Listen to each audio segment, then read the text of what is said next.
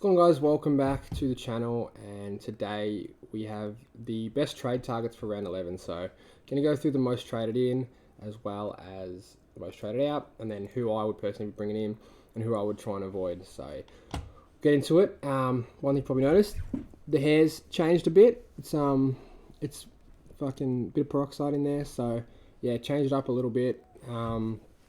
Just for the lols, saw a TikTok, thought it looked pretty cool, so I thought, fuck it, we'll change it up. But yeah, so you're probably thinking it's a bit different, but yeah. Let's get into it anyway. So Wardlaw and Ford, we actually talked about with Lockie. If you haven't checked out the podcast we did last night, it's not really much of a podcast. I think it only went for like half an hour. But if you haven't seen that, make sure you go check that out. We discussed the North rookies going early, if we should or shouldn't. To summarise, I think I probably wouldn't mind going early on Wardlaw. I don't know about Ford too much. I did see someone say Zohar coming back might hurt him, and that does make a lot of sense. So maybe not Ford, but Wardlaw should have a good spot in that midfield. I think he replaces Cunnington. So I think, yeah, he should be okay for his job security. And obviously a high draft pick. Don't see any reason why they wouldn't play him. You know, they're losing most games. He had like 8 tackles and 20 touches or something. So really good performance from him. I liked what I saw. Passed the eye test really, really well. So yeah, happy with Wardlaw.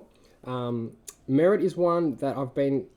Like, the thing with Merritt is I've got him and I captained him. I'm super happy with him. But he has West Coast and North. And the thing with West Coast and North is, while they're easy beats, they're relentlessly tagging. So I think he's going to get Xavier O'Neill this week. He's going to get Bailey Scott next week. Both have been doing really hard run widths. It's not just a bit of time in at the stoppages. It's run width, like everywhere around the ground. I don't see anyone else besides Merritt copping a tag for Essendon. I mean, I could be wrong. But I just don't see any reason why Merritt wouldn't be tagged both those weeks. And we do know he struggles with tags. So, yeah, not sure if I'd be going Zachy Merritt this week. But he's still a good option, but I don't know if he'll pump out 2 tons this week. So I probably would stay away from him. But who knows? Maybe they don't tag at all and they just... Merritt goes off the leash. I don't know. Butters is one I think we've missed the boat on. Now, we did have that round 15 bye, so I think we can't be bringing anyone from that last bye round. It's just too much damage to control in that last bye, so I'd be steering clear from Butters, even though he does look very good. But also, you kind of missed the boat. Like, you're paying top dollar for him, and you're picking him to be a breakout, so I don't know if he can fully break out into that. He probably can go into that full Uber Primo mode, but after the buys, if anything, I'll be looking at Butters. Now, Rory Laird. Now, this is one, if you're bringing in a midfielder, I would be jumping on Laird. I don't think he cops tags. I think they're going to go to Dawson, if anyone. Dawson clearly more damaging than Laird. Laird more of an inside player. Does a lot of the dirty work, contested possessions, tackling. So I think Dawson's the one. If you're going to tag, you got to tag Dawson. He's the damaging one by foot. So, I think I'd probably go to Dawson. So Laird, I think, is great price, $5.97 for a guy that start at 700k. I just think it's a no-brainer pick. I brought him in last week. I'm very happy with the 145, obviously, and also a really good captain option. I think he's over his calf niggle. He's not getting as much attention as he did at the start, and obviously he had that first game where he was sick. So yeah, I think Laird's a good pick this week. Sinclair's another one. If you're bringing in a defender, I'd probably look at Sinclair or Sicily. Both really, really good options. Seems like most are going Sinclair. Fair enough. He did just drop a 160. Looked really good. Was getting a bit of attention early in the game, but then they stopped for whatever reason by O'Halloran. So yeah, Sinclair, just a jet. Absolutely love watching him play, and I think he's guaranteed top 6 for the rest of the season. Bailey Humphrey, you still could go early on. But, go late on. He has made 100k, however, and I think the only thing that would really benefit our teams if we brought him in, I already have him, but if I didn't have him, would be the buy round. Like, he does have that very good buy, so would I go him? Probably not this week. It's situational. Yeah. Lockie Neal is one that... I do like the look of. I think he's got the second last buy from memory. But I still probably would need to see one more good score from him. 560k is dirt cheap for Lockie Neal, really. But, yeah, I'd rather say just one good score extra and then jump on him. Josh Weddle is another one that's interesting because he has had those price rises. He's already made 100k, similar boat to Humphrey. I personally will not be jumping on, but I could see why you would. He looked unreal.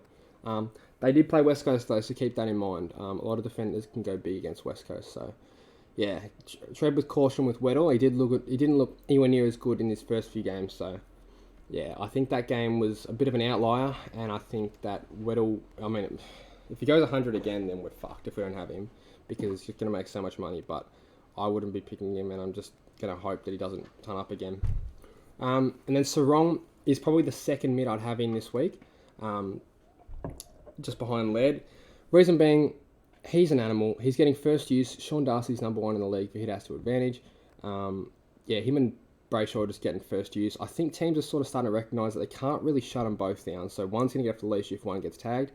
So hopefully that Sarong won't get too much attention. But he's handled tags relatively well compared to Brayshaw. Now that Brayshaw's starting to come good, I don't think Sarong will be tagged. So yeah, Caleb Sarong's one I want to bring in ASAP. I think he's the real deal. I think he's guaranteed top 8 mid. Plenty of outside game, plenty of inside. Just does everything. Can kick a goal. So yeah, I love Sarong.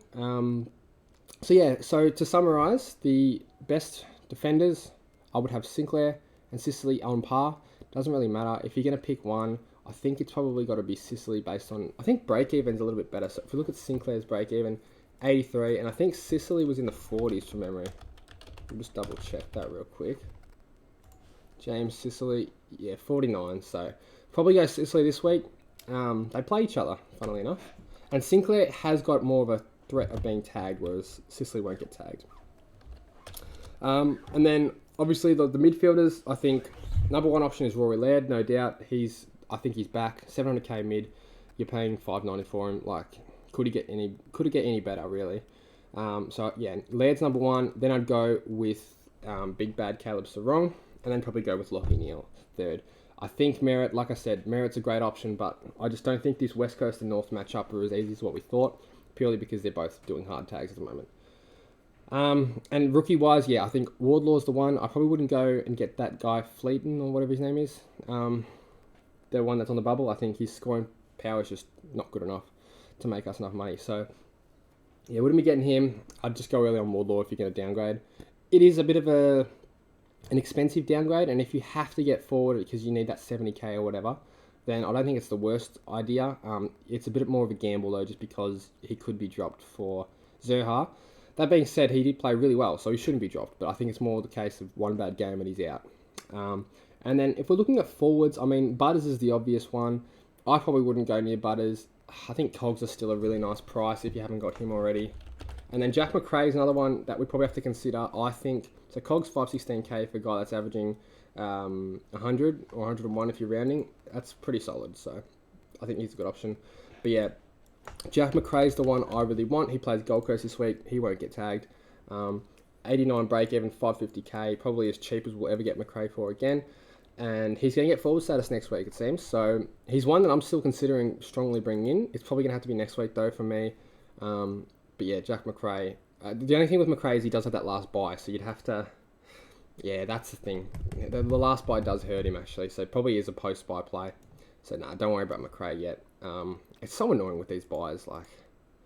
Yeah, unless you're really good for this last buy, like I got 1, 2, 3, 4, 5, 6, 7, 8, 9, 10, 11, 12, 13, 14, 15, 16, 17.